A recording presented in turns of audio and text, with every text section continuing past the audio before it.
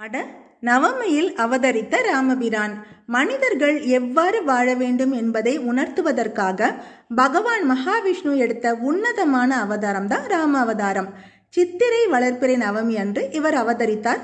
சில ஆண்டுகளில் பார்த்தீங்கன்னா இந்த விழா பங்குனி மாதத்திலும் வரும். தசரதரின் மகனாக பிறந்த ராமன் தந்தையின் சொல் கேட்டு அவர் சொன்ன ஒரு வார்த்தைக்காக காட்டிற்கு சென்றார். 14 ஆண்டுகள் வனவாசம் இருந்தார்.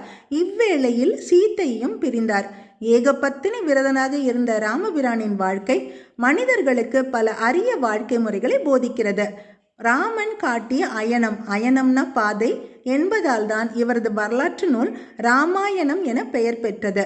மகாவிஷ்ணு எடுத்த அவதாரங்களுள் ராம அவதாரமே போற்றி புகழப்படுகிறது. தாரக மந்திரத்தினை தனதாக கொண்ட அவதாரம் அது. இறைவன் தனது அத்தனை வல்லமையையும் துறந்து சாதாரண மானிடனாக பெற்றோருக்கு மகனாக வாழ்ந்து காட்டிய அவதாரம் ராம அவதாரம். பகவான் மனிதனாக அவதரித்தது மொத்தம் 3 முறை. வாமனம், ராமர் மற்றும் கிருஷ்ணர். இவற்றில் ராமாவதாரம் தவிர மற்ற 2 அவதாரங்களிலும் தனது கடவுள் தன்மையை வெளிப்படுத்தி இருக்கிறார் பகவான். ஆனால் ராமாவதாரத்தில் மட்டும் அடுத்தது என்ன நடக்கும் என்று அறியாதவரைப் போல எளிய வாழ்வு வாழ்ந்து காட்டினார். அதனால்தான் ராமாவதாரம் சிறப்பு பெற்றதாக கருதப்படுகிறது. ஏன் நவமியில் அவர் பிறந்தார்? ஒரு சமயம் அஷ்டமி நவமி திதிகளின் தேவதைகள் கவலையில் இருந்தாங்க. 16 திதிகளில் தங்களை மட்டும் விலக்கி வைத்து எந்த காரியத்துக்கும் தங்களை எவருமே தேர்ந்தெடுக்காமல் இருந்த ஏக்கம் அவர்களை பாதித்து இருந்தது. 2 பேருமே பெருமாள் கிட்ட போய் முறையிடுறாங்க.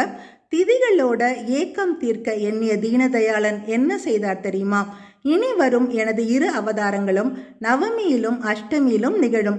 அதனால் உங்கள் இருவரையும் மக்கள் போற்றி துதித்து மகிழ்வார்கள் என வரமளித்தார்.